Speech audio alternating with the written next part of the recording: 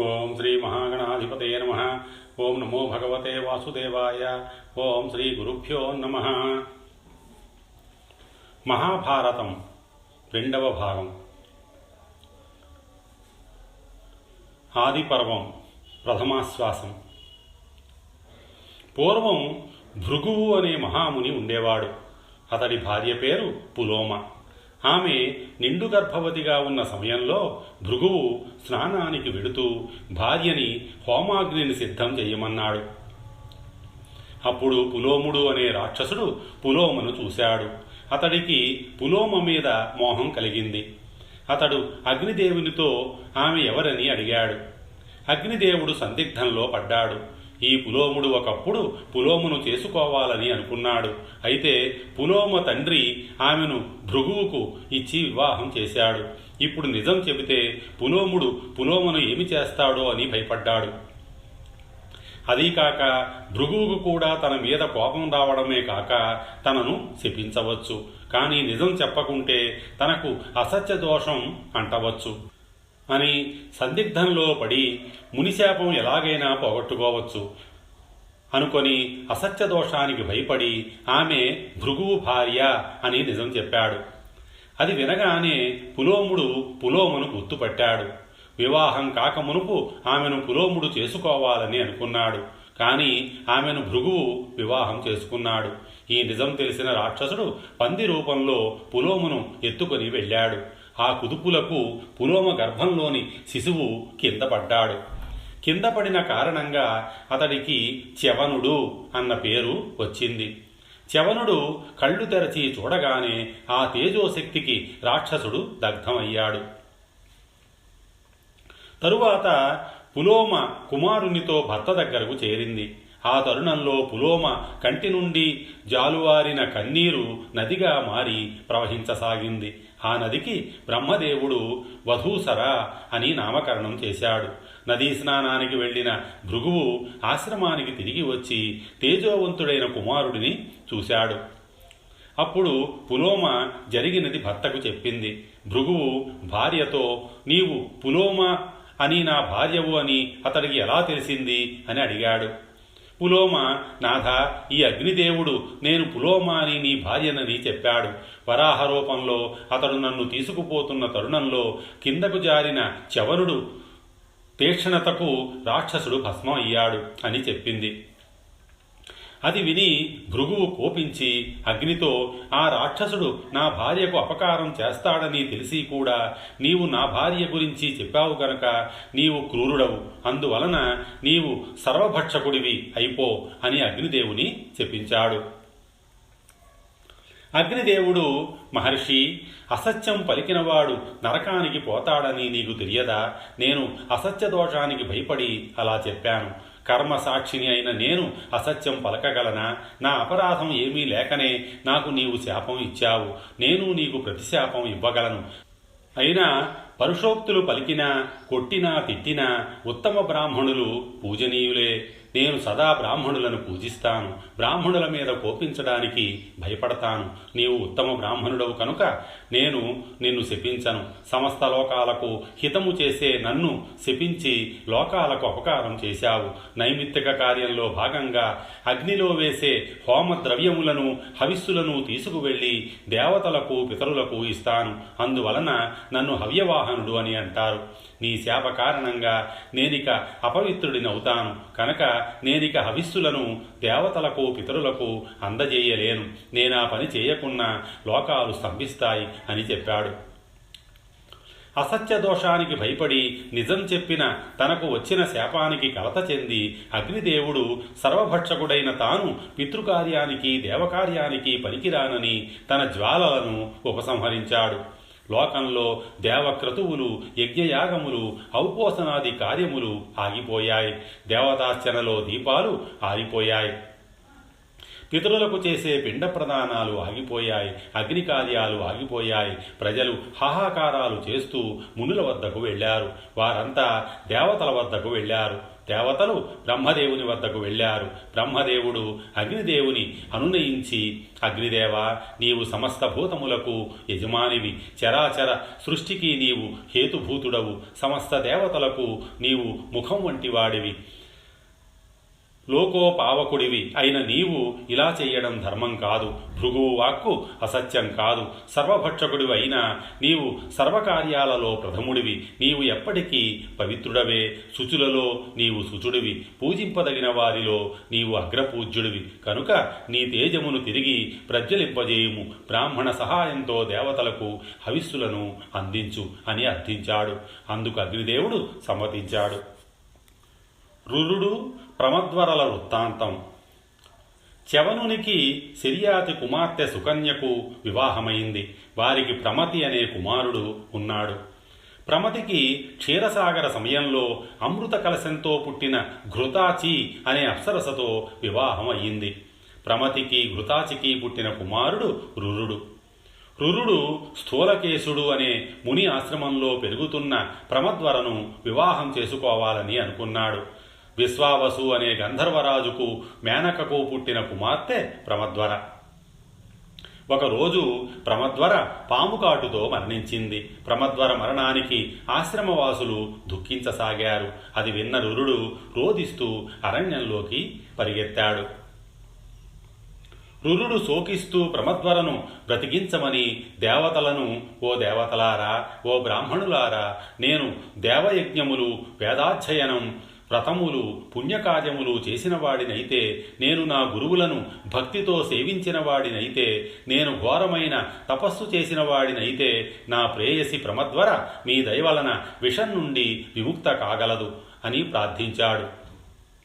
తిరిగి మంత్రతంత్రములు తెలిసినవారు, విషతత్వశాస్త్రములు తెలిసినవారు ఎవరైనా ప్రమద్వర విషమును హరిస్తే అతడికి నా తపఫలమును, అధ్యయన ఇలమును ధారపోస్తాను అని రోధించాడు. అప్పుడు ఆకాశం నుండి ఒక దేవత, బ్రాహ్మణోత్తమ, ప్రమద్వర కాలవశమున మరణించింది. ఆయుష్షు తీరింది కనుక దానిని ఆపడం ఎవరితరం? అయినా దానికి నేను ఒక ఉపాయం చెబుతాను. ఎవరైనా తమ ఆయుష్లో సగం ఇస్తే ఆమె ముందరి కంటే తేజస్సుతో బ్రతుకుతుంది అని నేను యమధర్మరాజు అనుమతితో పలుకుతున్నాను అని పలికాడు. రురుడు అందుకు అంగీకరించి తన ఆయుర్దాయంలో సగం ఇచ్చి ఆమెను బ్రతికించి వివాహం చేసుకున్నాడు. కానీ రురుడికి పాముల మీద కోపం పోలేదు. కర్రతో కనిపించిన పాములను చంపడం మొదలుపెట్టాడు. చెట్ల వెంట పుట్టల వెంట తిరుగుతూ కనిపించిన పాములను చంపుతూ ఉండసాగాడు. అలా చంపుతూ ఒకరోజు డుండుభం అనే ఒక పామును చంపడానికి కర్రను పైకి ఎత్తాడు. ఆ పాము భయపడి, తేజోవంతుడివి అయిన బ్రాహ్మణుడివి అయిన నీవు ఇలా పాములను చంపడానికి కారణం ఏమిటి అని అడిగాడు. రురుడు, నా పేరు రురుడు. నేను ప్రమద్వర అనే ఆమెను ప్రేమించాను. నేను ప్రాణప్రదంగా ప్రేమించిన ప్రమద్వరను ఒక పాము కాటు వేసింది. అందువలన నేను పాములను చంపుతున్నాను, నిన్ను కూడా చంపుతాను అని చెప్పి కర్రను పైకెత్తాడు. వెంటనే ఆ పాము ఒక మునిగా మారి రురుడి ముందు నిలిచింది. రురుడు డుండుభం అనే పాముని చంపబోతుండగా ఆ పాము ఒక మునిగా మారాడు. రురుడు ఆ పాముని, ఇదేమిటి, పాముగా ఉన్న నీవు మనిషిగా మారడానికి కారణం ఏమిటి అని అడిగాడు. అందుకు ఆ పాము, నేను సహస్రపాదుడు అనే మునీశ్వరుడను. నా సహచరుడు ఖగముడు. ఒకరోజు నా సహచరుడు ఖగముడు అగ్నికార్యం చేస్తున్నాడు. ఆ సమయంలో నేను అతడి మీద పరిహాసంగా గడ్డితో చేసిన పాముని వేశాను. అతడు నాపై కోపించి నన్ను విషం లేని పాముగా పడి ఉండమని శపించాడు. నేను అతడిని పరిహాసానికి చేసిన పనికి నన్ను ఇలా శపిస్తావా, నన్ను క్షమించలేవా అని ప్రార్థించాను. నా ప్రార్థన మన్నించి ఖగముడు, మిత్రమా, నా మాట జరిగి తీరుతుంది. అయినా నీవు పాముగా పడి ఉన్న తరుణంలో రురుడు అనే భృగువంశ సంజాతుడు వస్తాడు. అతడిని చూడగానే నీకు నీ రూపం వస్తుంది అని చెప్పాడు. అయ్యా, మీరు బ్రాహ్మణులు, దయాగుణం కలవారు. పూర్వం నీ తండ్రి శిష్యుడైన ఆస్తికుడు కద్రువశాప కారణంగా సర్పయాగంలో ఆహుతవుతున్న పాములను కాపాడాడు. నీవు కూడా పాములను చంపడం ఆపలేవా అన్నాడు. రురుడు పాములను చంపడం ఆపివేశాడు. ఈ కథను వింటున్న మునులు తల్లి కొడుకులకు శాపం ఇవ్వడం ఏమిటి, మాకు సవిస్తరంగా చెప్పండి అని కోరారు. ఆదిపర్వము ద్వితీయాశ్వాసం. నాగులకు శాపము. కశ్యప ప్రజాపతి భార్యలైన వినత కద్రువలు తమకు సంతానం కావాలని భర్తను కోరారు. కశ్యపుడు వారిని మీకు ఎలాంటి పుత్రులు కావాలి అని అడిగాడు. కద్రువ తనకు ప్రకాశవంతమైన దేహాలు కలిగిన పుత్రులు 1000 మంది కావాలని కోరింది. వినత తనకు వారికంటే బలవంతులైన 2 పుత్రులు కావాలని కోరింది. పుత్రుల కొరకు కశ్యపుడు పుత్రకామేష్టి యాగం చేశాడు. యాగ ఫలితంగా కద్రువకు 1000 అండాలు, వినతకు 2 అండాలు కలిగాయి. ముందుగా కద్రువ అండాలు పక్వం చెంది 1000 మంది నాగకుమారులు జనించాయి. అందుకు వినత ఉక్రోషపడి తన అండాలలో ఒక దానిని బలవంతంగా చిదిమింది. దాని నుండి సగం దేహంతో జన్మించిన అనూరుడు, ఎందుకమ్మా తొందరపడి అండాన్ని చిదిమావు? నీ వలన నేను సగం దేహంతో పుట్టాను. ఈ దేహం కలిగినందుకు కారణమైన నీవు నీ సవతికి దాసివి అగుదువుగాక అని శపించాడు. ఆ తరువాత తాను సూర్యునికి సారథిగా వెళ్ళాడు. అనూరుడు వెడుతూ తన తల్లితో, అమ్మా, 2వ అండాన్ని జాగ్రత్తగా కాపాడు. దాని నుండి పుట్టేవాడు మహాబలసంపన్నుడు. అతడి వలన నీకు దాస్య విముక్తి కాగలదు అని చెప్పి వెళ్ళాడు. క్షీరసాగర మథనం.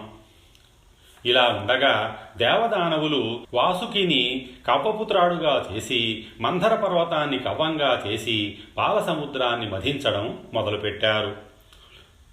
ముందుగా పుట్టిన భయంకరమైన హాలాహలం శంకరుడు గ్రహించి లోకాలను రక్షించాడు. ఆ తరువాత పుట్టిన ఉచ్చైశ్రవం, ఐరావతం ఇంద్రుడు స్వీకరించాడు.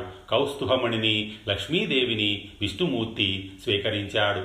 ఆ తరువాత కల్పవృక్షం, కామధేనువు, అప్సరకాంతలు, సురా మొదలైనవి లభించాయి. చివరగా ధన్వంతరి అమృత కలశంతో అవతరించాడు. అమృత కలశాన్ని రాక్షసులు లాక్కుని వెళ్ళారు. అమృతం కోసం దేవదానవులు కలహించారు. విష్ణుమూర్తి మోహిని అవతారంలో రాక్షసులను వంచించి అమృతాన్ని గ్రహించి అమృతాన్ని దేవతలకు మాత్రం పంచసాగాడు. ఇది గ్రహించిన రాహువు, కేతువు దేవతల వేషంలో అమృతం సేవించారు. సూర్యచంద్రులు ఇది గ్రహించి విష్ణుమూర్తికి చెప్పారు. విష్ణుమూర్తి వారి శిరస్సును చక్రాయుధంతో ఖండించాడు. అప్పటికే గొంతు వరకు దిగిన అమృతం వలన వారి శిరస్సులు చిరాయువు అయ్యాయి. మిగిలిన శరీరం పడిపోయింది. అది మొదలు వారు సూర్యచంద్రులపై వైరం పెంచుకున్నారు. వంచబడినట్లు గ్రహించిన రాక్షసులు బలిచక్రవర్తితో ఆలోచించి దేవతలతో యుద్ధం చేశారు. యుద్ధంలో ఓడిపోయి సముద్రంలోకి పారిపోయారు.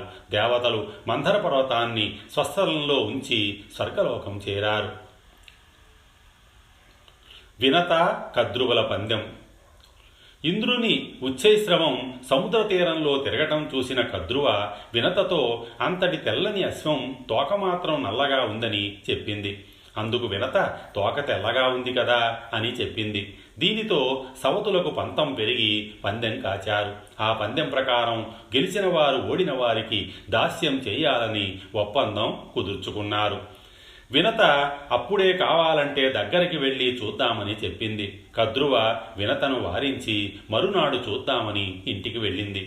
ఇంటికి వెళ్ళిన కద్రువ తన కుమారులను పిలిచి ఆ గుర్రం తోక నల్లగా మార్చి తల్లిని దాస్యబాధ నుండి కాపాడమని అడిగింది. అది అధర్మమని చెయ్యలేమని నిరాకరించిన కుమారులను జనమేజయుని సర్పయాగంలో పడి మరణించమని శాపం ఇచ్చింది. ఇది చూసి భయపడిన కర్కోటకుడు అశ్వం తోకకు చుట్టుకున్నందువలన తోక నల్లగా ఉందని భ్రమపడిన వినత కద్రువకు దాస్యం చేయడం మొదలుపెట్టింది. తరువాత వినత 2వ అండం నుంచి అతి బలవంతుడైన గరుత్మంతుడు జన్మించాడు. గరుత్మంతుడు తల్లితో చేరి దాస్యం అనుభవిస్తున్నాడు.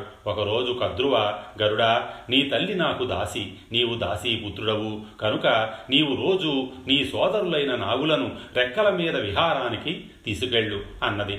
ఒకరోజు గరుత్మంతుడు నాగులను రెక్కల మీద ఎక్కించుకొని సూర్యమండల సమీపానికి వెళ్ళాడు. వేడికి తట్టుకోలేని నాగులు సొమ్మసిల్లి పడిపోయాయి. కద్రువ ఇంద్రుని ప్రార్థించి వర్షం కురిపించి పుత్రులను సేద తీర్చింది. పుత్రుల అవస్థకు కారణమైన గరుత్మంతుని తీవ్రంగా దూషించింది. అది సహించలేని గరుత్మంతుడు తమ దాస్యానికి కారణం ఏమిటని వినతను అడిగి తెలుసుకున్నాడు. తల్లి దాస్యాన్ని తాను తీర్చగలనని తెలుసుకున్నాడు. గరుత్మంతుడు తమ దాస్య విముక్తి చేయడానికి ఏమి కావాలని కద్రువును అడిగాడు. ఆమె తన కుమారులకు అమృతం తెచ్చి ఇస్తే దాస్య విముక్తులు కాగలరని చెప్పింది. గరుత్మంతుడు అమృతం తీసుకురావడానికి బయలుదేరాడు. మార్గమధ్యంలో తనకు తీవ్రంగా ఆకలయ్యింది. ఆకలి తీర్చమని తండ్రిని అడిగాడు. కశ్యపుడు, కుమారా, విభావసుడు, సుప్రీతకుడు అనే అన్నదమ్ములు ఉన్నారు. తమ్ముడు ఆస్తిలో భాగం అడిగినందుకు కోపించి అతడిని ఏనుగువు కమ్మని విభావసుడు శపించాడు. తమ్ముడు కోపించి అన్నను తాబేలువు కమ్ము అని ప్రతిశాపం ఇచ్చాడు. అప్పుడు వారిరువరు 3 యోజనములు పొడవు 10 యోజనములు వెడల్పు గల తాబేలుగాను 6 యోజనముల పొడవు 12 యోజనముల వెడల్పు కలిగిన ఏనుగుగాను మారిపోయారు. కానీ ఇప్పటికీ కలహించుకుంటూ ఉన్నారు. నీవు వారిరువురిని పట్టి తిని ఆకలి తీర్చుకో. గరుడు సంతోషించి విభావసుడు అనే ఏనుగుని, సుప్రతీకుడు అనే తాబేలుని తీసుకుని రోహణుడు అనే వృక్షపు కొమ్మ మీద కూర్చున్నాడు. ఆ బరువుకు ఆ కొమ్మ విరిగింది. ఆ వృక్షపు శాఖలో తపస్సు చేసుకుంటున్న మునులను చూశాడు. వారు క్రింద పడతారని భావించి ఆ కొమ్మను పట్టుకొని తండ్రి దగ్గరకు వెళ్ళి ఏమి చెయ్యాలని అడిగాడు. కశ్యపుడు మునులను చూసి హిమాలయాలకు వెళ్ళి తపస్సు చేసుకోమని ప్రార్థించాడు. మునులు అంగీకరించి కొమ్మను విడిచి వెళ్ళారు. గరుత్మంతుడు ఆహారాన్ని భుజించి దేవలోకానికి చేరాడు. దేవలోకానికి చేరిన గరుత్మంతుడు అమృత రక్షకులను ఓడించి అమృతాన్ని తీసుకువెడుతున్నాడు. అప్పుడు విష్ణుమూర్తి గరుడుని వద్దకు వచ్చి, నీ సాహసానికి మెచ్చాను, వరం ఏమి కావాలి అని అడిగాడు. అందుకు గరుత్మంతుడు, దేవా, సేవించకుండానే చిరంజీవిగా ఉండాలి, విష్ణుమూర్తికి వాహనం కావాలి అని కోరుకున్నాడు. ఇంతలో ఇంద్రుడు గరుత్మంతునిపై వజ్రాయుధాన్ని వేశాడు. తనపై వేసిన వజ్రాయుధాన్ని గౌరవించి ఒక ఈకను మాత్రం తుంచమని చెప్పాడు. ఇంద్రుడు గరుడిని బలానికి అచ్చెరువు చెంది అతనితో మైత్రి చేసుకున్నాడు. గరుడా, క్రూరులైన నాగులకు అమృతాన్నిచ్చి లోకాలకు కీడు చేయవద్దని వేడుకొన్నాడు. అందుకు సమ్మతించిన గరుత్మంతుడు, నేను అమృతాన్నిచ్చి నా తల్లితో సహా దాస్య విముక్తులము అవుతాము. ఇంద్ర, నీవు వారు అమృతం సేవించేలోపు తిరిగి తీసుకుని వెళ్ళు అని చెప్పాడు. అలాగే చేసి తల్లిని దాస్య విముక్తి చేసి తన రెక్కలపై పెట్టుకుని తీసుకువెళ్ళాడు. అమృతం త్రాగే ముందు నాగులు శుచి అగుటకు నదిలో స్నానమాచరించే సమయంలో ఇంద్రుడు అమృతాన్ని తీసుకువెళ్ళాడు. నిరాశపడిన నాగులు అమృతం ఉంచిన దర్భలు నాకాయి. ఆ కారణంగా వాటి నాలుకలు 2గా చీలిపోయాయి. ఆనాటి నుండి నాగులు ద్విజిహ్వులు అయ్యారు. అమృతం పెట్టిన కారణంగా దర్భలు పవిత్రం అయ్యాయి. ఇదంతా చూసిన ఆదిశేషుడు తల్లి మీద తమ్ముల మీద అసహ్యపడి వారిని విడిచి వెళ్ళి బ్రహ్మను గురించి తపస్సు చేశాడు. అతని సత్యసంధతకు ధర్మనిష్టకు మెచ్చిన బ్రహ్మదేవుడు భూభారాన్ని మోసే భారాన్ని ఆదిశేషునకు అప్పగించాడు. ఆదిశేషువు వెళ్ళగానే కద్రువ కుమారులకు సర్పయాగం భయం పట్టుకుంది. అందువలన కలత చెందిన వాసుకి నాగులను పిలిచి తనకు పాలసముద్ర మథనంలో సహాయపడిన కారణంగా దేవతలందరూ బ్రహ్మతో చెప్పి నాకు చిరంజీవిత్వం లభించేలా చేశారు. మిగిలిన నాగులను రక్షించే ప్రయత్నం చెయ్యాలని చెప్పాడు. అది విని ఏలాపుత్రుడు అనే పాము అమ్మ శాపం ఇచ్చే సమయంలో నేను అమ్మ ఒడిలో పడుకొని దేవతల మాటలు విన్నాను. దేవతలంతా బ్రహ్మదేవ, ఏమాత్రం దయ లేకుండా కద్రువ కుమారులకు శాపం ఇచ్చింది, దీనికి విమోచన లేదా అన్నారు.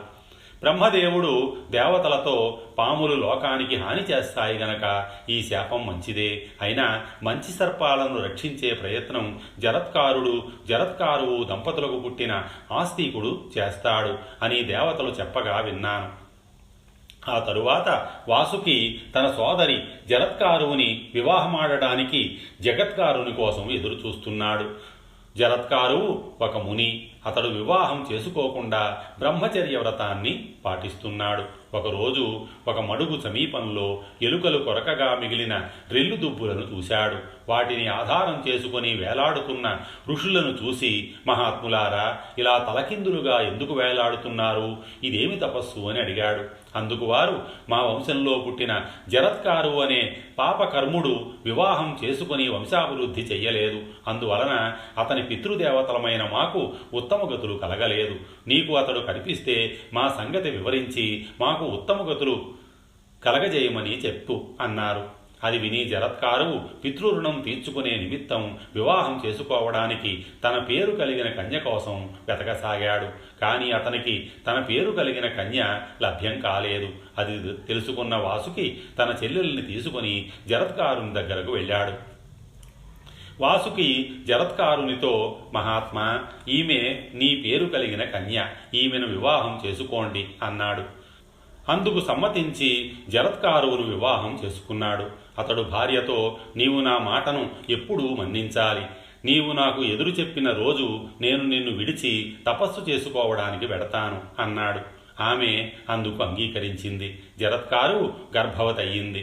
ఒకరోజు సంధ్యావందనం చేసుకునే సమయం అయిందని తన తొడపై తలపెట్టి నిద్రిస్తున్న భర్తను నిద్రలేపి చెప్పింది. అందుకు జరత్కారుడు కోపించి, నన్ను నిద్రలేపి అవమానించావు కనుక మన ఒప్పందం ప్రకారం నేను నిన్ను విడిచి తపస్సుకు వెడతాను. నీవు నీ అన్న వాసుకి దగ్గరకు వెళ్ళు అన్నాడు. జరత్కారువు వాసుకి ఇంటికి వెళ్ళింది. వాసుకి ఇంటికి చేరిన జరత్కారువు ఆస్తికునికి జన్మ ఇచ్చింది. ఆస్తికుడు చవర మహర్షి కుమారుడైన ప్రమతి వద్ద విద్యాభ్యాసం చేశాడు. పరీక్షిత్తుకు శాపం. తక్షకుని మీద పగబట్టిన ఉదంకుడు జనమేజయునికి అతని తండ్రి పరీక్షిత్తు మరణ వృత్తాంతం చెప్పి సర్పయాగానికి ప్రోత్సహించాడు. జనమేజయుడు మంత్రులను రావించి తన తండ్రి మరణ వృత్తాంతం వివరించమని కోరాడు. మంత్రులు ఇలా వివరించసాగారు. అర్జునుని కుమారుడు అభిమన్యుడు, అతని భార్య ఉత్తరాభిమన్యుల కుమారుడు మీ తండ్రి గారైన పరీక్షిత్తు. పరీక్షిత్తు మహారాజు వేట నిమిత్తం అడవిలోకి వెళ్ళి దప్పికొన్నాడు. అడవిలో ఒక మృగాన్ని వేటాడుతూ శమీకుని ఆశ్రమంలోకి వెళ్ళాడు. అక్కడ దీర్ఘ తపస్సులో ఉన్న శమీకుని, అయ్యా, ఇటువైపు నేను వేటాడుతున్న మృగం వచ్చిందా అని అడిగాడు. ధ్యానమగ్ధుడైన శమీకుడు బదులివ్వలేదు. ఆ కారణంగా ఆగ్రహించిన పరీక్షిత్తు అక్కడ చచ్చీపడిన పాముని తీసి అతని మెడలో వేశాడు. ఆ తరువాత హస్తినాపురం వెళ్ళాడు. శమీకుడి శిష్యుడు కృసుడు ఇది చూశాడు. ఆ సమయంలో శమీకుని కుమారుడైన శృంగి లేడు. కృసుడు శృంగి దగ్గరకు వెళ్ళి జరిగినది చెప్పాడు. అది విన్న శృంగి, అడవిలో తపస్సు చేసుకుంటున్న నా తండ్రిని అవమానించిన పరీక్షిత్తు ఈ రోజు నుండి 7 రోజులలో తక్షకుడు అనే సర్పరాజుచే మరణించుగాక అని శపించాడు. జరిగినదంతా శృంగి ద్వారా తెలుసుకున్న శమీకుడు బాధపడి, కుమారా, కోపం అనర్థహేతువు. మనం అడవిలో ప్రశాంతంగా తపస్సు చేసుకోవడానికి కారణం మనలను రక్షించే రాజే. పరీక్షిత్తు ధర్మరక్షకుడు. ఆకలి దప్పులకు ఆగలేక విసుగులో ఈ పని చేశాడు. నీ శాపాన్ని ఉపసంహరించు అన్నాడు. అందుకు శృంగి అంగీకరించలేదు. శమీకుడు గౌరిముఖుడు అనే శిష్యుని పిలిచి పరీక్షిత్తుని కలిసి జరిగినది వివరించి ఆపద తొలగే ఉపాయం ఆలోచించమని చెప్పాడు. గౌరీముఖుని ద్వారా విషయం తెలుసుకున్న పరీక్షిత్తు తగిన జాగ్రత్తలు తీసుకున్నాడు. పాములన్నీ లోకానికి హాని చేస్తున్నాయని బ్రహ్మదేవుడు పాముకాటుకు మరణించిన వారిని రక్షించే విద్యను కశ్యపుడు అనే మునికి ఉపదేశించాడు. కశ్యపుడు శాపోపహతుడైన పరీక్షిత్తుని రక్షించడానికి బయలుదేరాడు. శాపాన్ని అమలు చేయడానికి బయలుదేరిన తక్షకుడు కశ్యపుని మార్గమధ్యంలో కలిశాడు.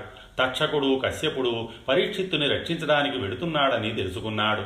తక్షకుడు కశ్యపునితో పరీక్షిత్తుని రక్షించడం అసంభవం అన్నాడు. కశ్యపుడు అంగీకరించలేదు.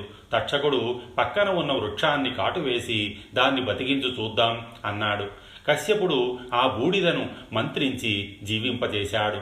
తక్షకుడు కశ్యపునితో, మహాత్మా, శృంగి ఇచ్చిన శాపం తిరుగులేనిది. మహారాజు ఇచ్చే వాటికన్నా నేను అధికంగా ఇస్తాను, తిరిగి వెళ్ళు అన్నాడు. కశ్యపుడు జరగబోయే దానిని దివ్య దృష్టితో గ్రహించి తక్షకుడు ఇచ్చిన కానుకలు తీసుకుని వెళ్ళాడు. ఇది ఆ చెట్టు పైన ఉన్న కట్టెలు కొట్టేవాడు చూసి హస్తినాపురానికి వచ్చి చెప్పాడు. తక్షకుడు నాగకుమారులను పిలిచి బ్రాహ్మణ వేషాలలో వెళ్ళి పరీక్షితుకు పండ్లు తీసుకుని ఇవ్వండి అని చెప్పి తాను ఆ పండ్లలో క్రిమి రూపంలో దాక్కున్నాడు. పరీక్షిత్తు దగ్గరకు చేరిన తక్షకుడు ఆయన పండును వలవగానే బయటికి వచ్చి విషాగునులు చిమ్ముతూ కాటువేసి పరీక్షిత్తును చంపాడు. సర్పయాగము. జనమేజయునకు పరీక్షిత్తు మరణ వృత్తాంతం చెప్పిన మంత్రులు, మహారాజా, ఇది యుక్తం కాదని అనుకోకుండా తక్షకుడు ఒక బ్రాహ్మణుని ప్రేరణతో నీ తండ్రి మరణానికి కారణమయ్యాడు. కనుక నీవు కూడా సర్పయాగం చేసి తక్షకుడితో సహా పాములను అన్నింటినీ అంతం చెయ్యి అన్నారు. ఈ ఉదంతం విన్న జనమేజయుడు ఆగ్రహించి ఋత్విక్కులను రావించి సర్పయాగానికి ఏర్పాట్లు చేశాడు. ఆ సందర్భంలో వాస్తుశాస్త్ర నిపుణుడు ఒకడు జనమేజయునితో, సర్పయాగం మంచిదే, కానీ ఈ యాగం పూర్తి కాదు, మధ్యలో ఆగిపోతుంది అని చెప్పాడు. అయినా జనమేజయుడు ఆగకుండా సర్పయాగం ఆరంభించాడు. యాగం మొదలైంది. పాములన్నీ యాగంలో పడి మరణిస్తున్నాయి. తక్షకుడు ఇది చూసి కలత చెందాడు. ఇంద్రుని వద్దకు శరణు వేడాడు. ఇంద్రునికి బ్రహ్మదేవుడు కొన్ని పాములకు అభయం ఇచ్చిన సంగతి తెలుసు కనుక, తక్షక, నీకేమీ భయం లేదు అని చెప్పాడు. తక్షకుడు రాకపోవడంతో అతడు ఇంద్రుని శరణు వేడినట్లు అర్థం చేసుకుని ఋత్విక్కులు ఇంద్రునితో సహా తక్షకుని యాగానికి ఆహ్వానించారు. ఇంద్రుడు భయపడి, తక్షక, నీవు నీ దారిన వెళ్ళు, ఇక నేను నిన్ను రక్షించలేను అన్నాడు. పెద్ద పాములన్నీ సర్పయాగంలో పడి మరణించడం చూసిన వాసుకి తన చెల్లెలితో, అమ్మా, పాములన్నీ సర్పయాగంలో పడి మరణిస్తున్నాయి, ఇందుకు పరిష్కారం నీ చేతిలో ఉంది. నీకు నీ భర్త జరత్కారునికి పుట్టిన ఆస్తికుడు ఈ సర్పయాగం ఆపు చేయగలడని బ్రహ్మదేవుడు చెప్పాడు. కనుక ఆస్తికుని పంపి ఈ యాగాన్ని ఆపించు అన్నాడు.